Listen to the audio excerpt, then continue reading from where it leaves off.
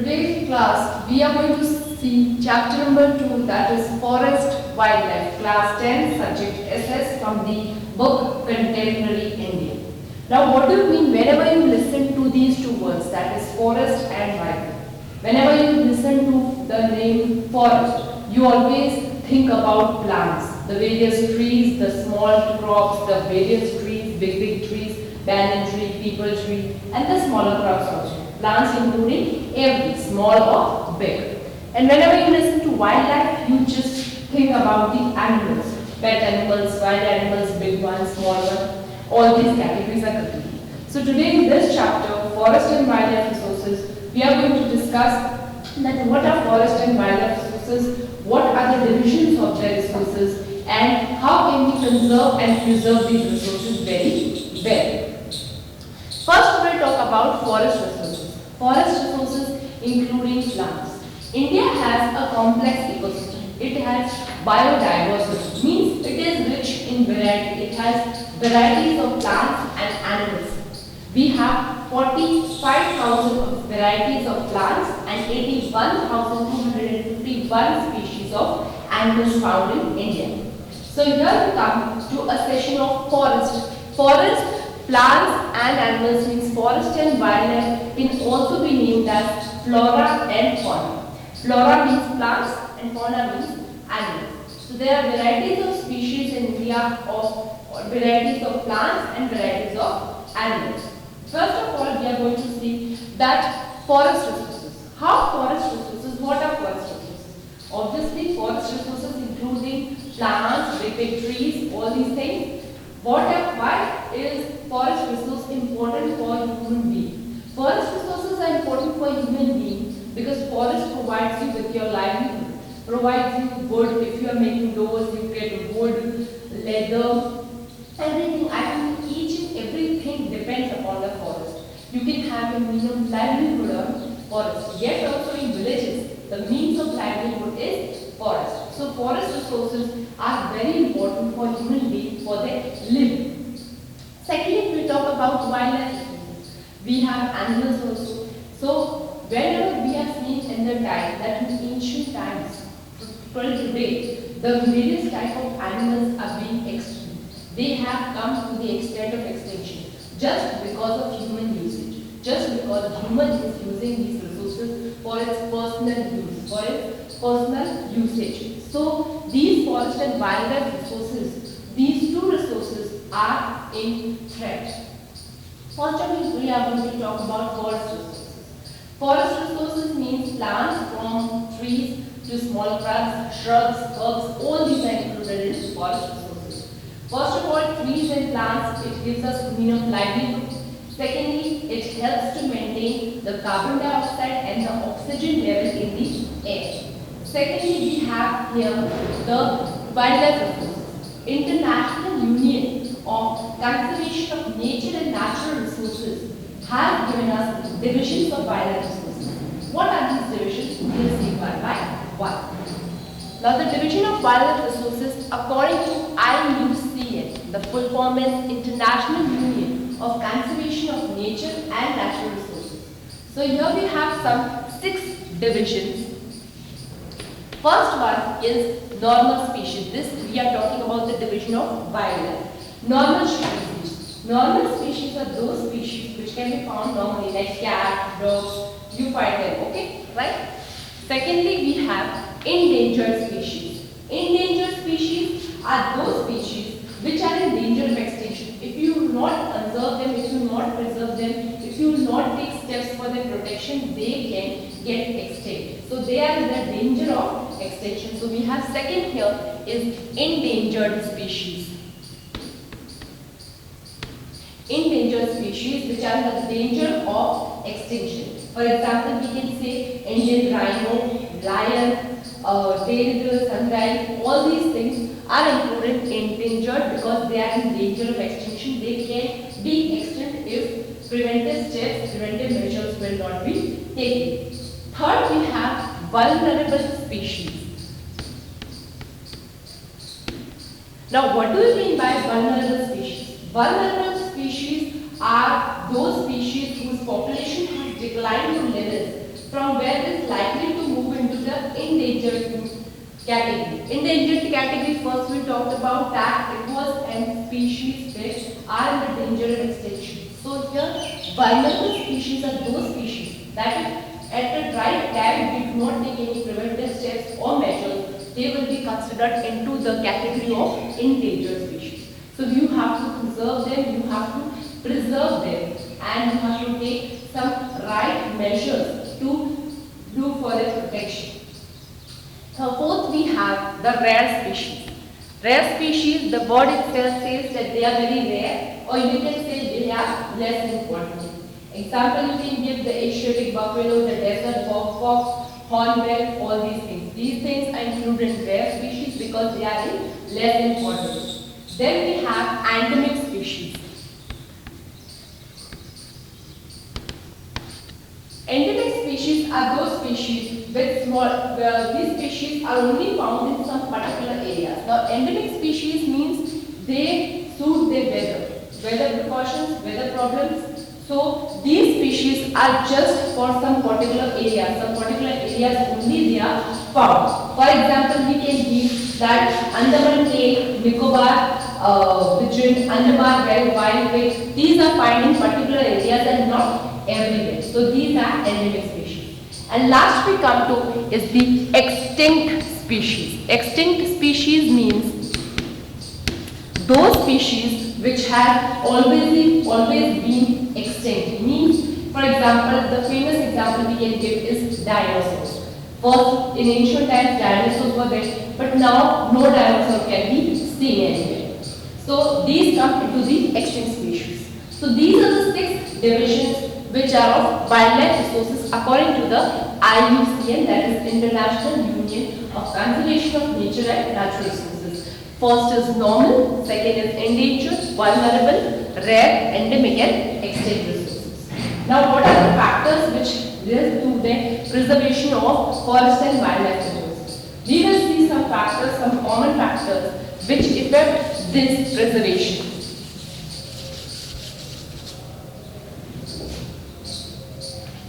We have some negative factors which are affecting these forest and wildlife resources. We have seen there are many resources like land, water and soil. Just by human utilization or overutilization, these resources are being degraded. So this is for forest and wildlife resources also, that there are some negative factors which are affecting the degradation of these forest and wildlife resources. We will see one by one. The first is the human use.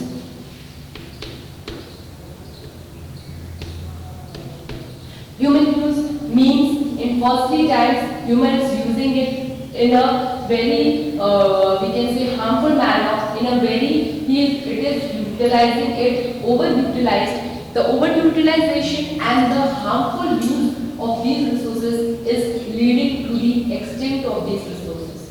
Secondly, we have colonial rules. If we talk about the colonial rule means the ancient times when British was ruling us. When British was ruling us, many railway tracks, many factories were set up, and many more manufacturing industries, these were set up. And just because of this, you want land, setting up of railways, setting up of factories, setting up of industries, you need land, okay? So you are trying to cut the trees, you are cutting the plants just for the use of your manufacture, okay? So this was in the colonial rule, that when British was invading us, when in the ancient times, India was under the rule of British. What happened? This colonial rule seriously affected the forest and wildlife resources too. Third, we have agricultural land.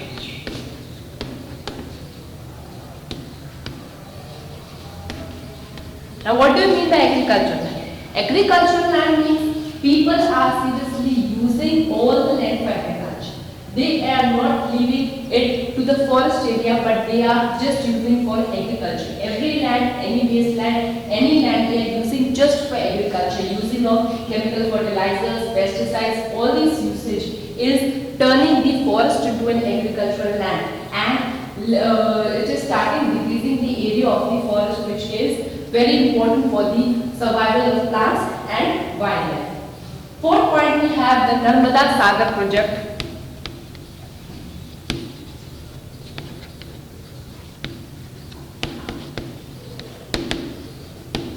Narmada Sagar project, it was in Andhra Pradesh. It was in Madhya Pradesh. Narmada Sagar project, much land was used for this project, and just the usage of land led to deforestation, means cutting of trees, cutting of all the crops and making the land to a level. So this Narmada Sagar project is also having a serious effect on the forest and wildlife resources. Now we come to the last point here, that is the Buxa Tiger Reserve.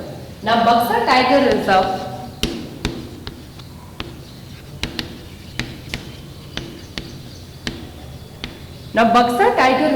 was a reserve which was made for the protection of tigers. But now what problem here affected? The problem was of mining. The people were engaged in mining and they were seriously harming these wildlife, means these tigers. So this project also became a negative factor in the, we can say, seriously affecting or harmful for the wildlife resources. That has mining problems. Okay, so these were the negative factors. The human is using it in a serious way or a defective way. Secondly, colonial rule, when British was ruling us, there were railways, industries, manufacturing factories, all these were set up, and for this setup, land was used. Okay. Third, we had agricultural land. Today's people, what the people are doing, they are cutting the forest just for the agricultural land. Just for agriculture, they are cutting the forest, trees, cutting the plants, everything. Then we have the Narmada Sagar project, which is in MP, Madhya Pradesh. And this Narmada Sagar project also took many acres of land, and just for those land, many trees, deforestation was made. And last, the Buxa Tiger Reserve, where mining problems arose and which led to the negative factor for forest and wildlife resources. Now, you have to do something for the conservation and protection of forests. What else can you do is that conservation and protection is, first of all, we have many acts made. That is, we have Indian Wildlife Act 1972. That works for the protection and conservation of this works for the conservation of wildlife, for the conservation of animals.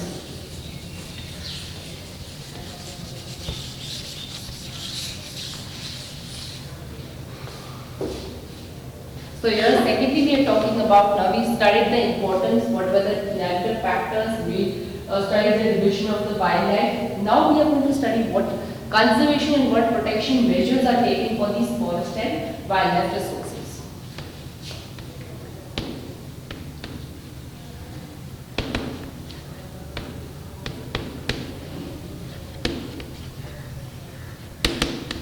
Conservation and protection. First, we have the Indian Wildlife Act 1972.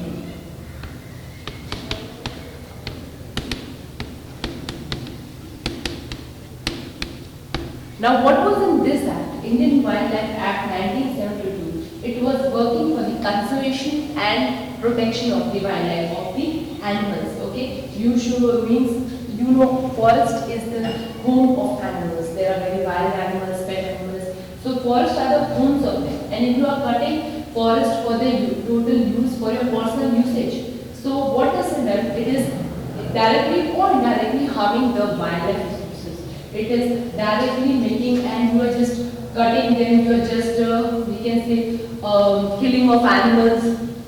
And these are taken as a steps. So government has taken some wild steps and new steps so that these wildlife resources and these forest resources can be conserved and protected in such a way.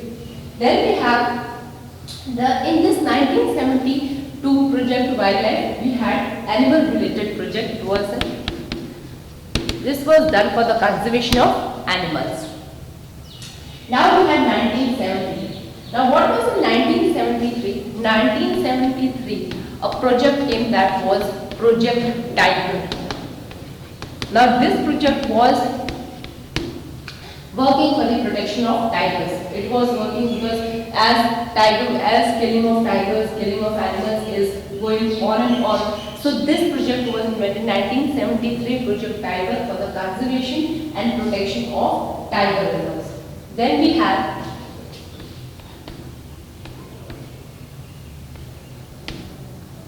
1980s.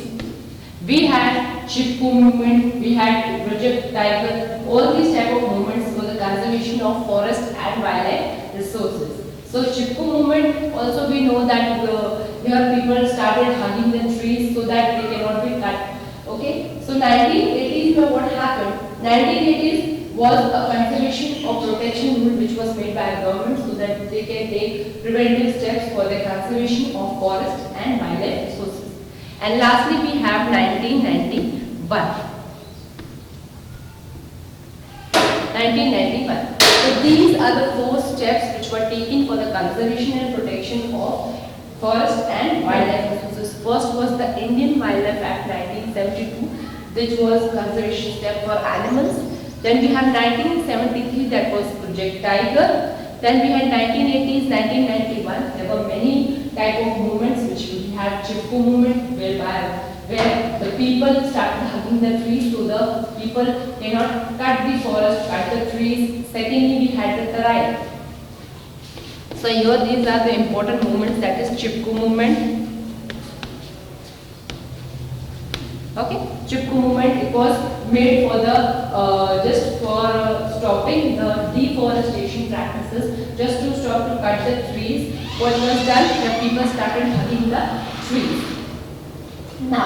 Now we first discussed about the conservation of protection. We first discussed about the wildlife species, that how wildlife species are divided, they have a distribution. Now we come to the distribution of forest and wildlife. We come to the distribution of wildlife and forest distribution. Now how forest distribution is done?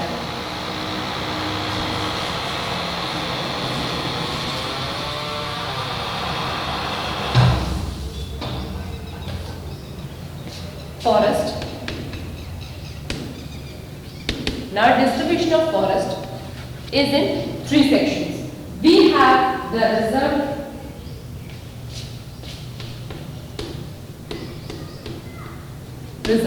Now the forest area is divided into 3 types, that is reserved forest. Reserved forest means more than half of the total forest land is called as reserved area. Means you cannot cut the trees, you cannot cut the crops or plants. You have to make it reserved. The government has taken measures to reserve it and it has been classified into the reserved land. So you cannot use it for your human use, you cannot use it for agriculture. Secondly, we have protected land. Okay, so here these are 2 the same. The protected land means about almost 1/3 of the total forest area is called as protected forest, which is declared by the forest department. Obviously, if we are talking about forest resources, then forest department is the most important department here comes. And reserved is we have more than half. Here we have 1/3. Okay, so more than half of the area is considered as reserved. Then 1/3 of the area is considered as protected land. Then last is the unclassified land. Okay, the land which do not come in the category of protected or the reserved land is called as unclassified region. Then we have the community and conservation. How community can conserve and how the protection can be done. We studied the different projects, the Indian Wildlife Act 1972, 1991, 1980s. We talked about all these conservation, but there are some famous movements which were led for the conservation of forest and wildlife resources. So firstly, we are going to talk it one by one. Okay, so that is clear that reserved forests are divided into reserved, protected and unclassified. Reserved has almost 1/2 of the total forest land. Then protected area we have 1/3 of the forest land, and unclassified land which is not comes into the reserved or protected and just left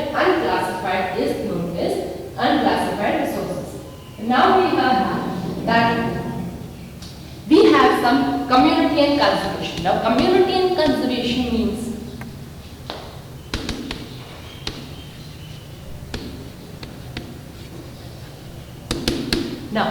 community and conservation. If you are talking about community and conservation means what are the steps which are taken by people for the conservation of forest and wildlife resources. So first we have here the Sariska Tiger Reserves.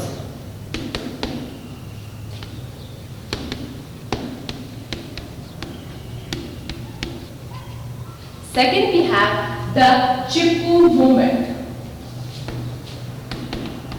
As I firstly talked about it. And then we have the Tehri movement. Now what are these three steps? First was the Sariska Tiger movement. Now Sariska Tiger movement was that tigers, for the conservation and preservation of tigers was important.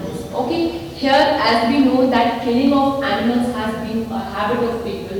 It has been, or it means people are killing animals for their use, for their we can say, for their body's shell. So what is the problem here?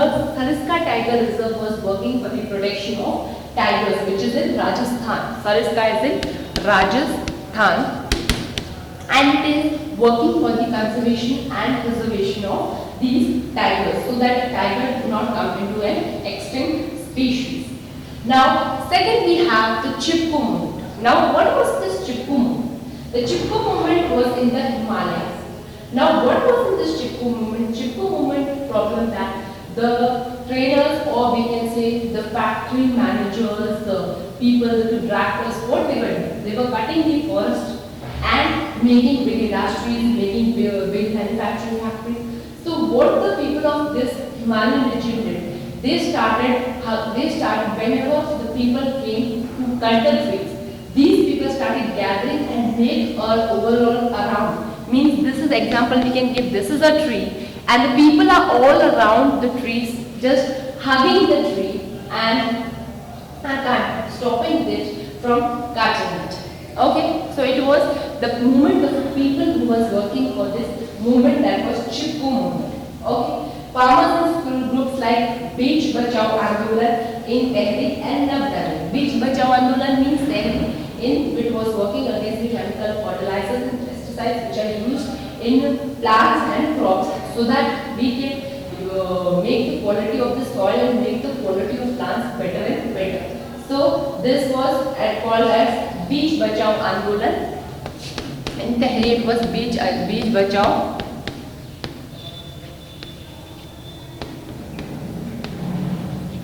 Okay. Beach Bachao Andolan, which was there. In India, joint forest management was also furnishing a good example of involving local communities. Now, not only at the central level or at the state government, but also at the local levels, people and community was working for it. Okay. Whenever we are talking about anything, when we are talking about forest and wildlife resources, if these resources are not there, survival of animal, the survival of man is very difficult.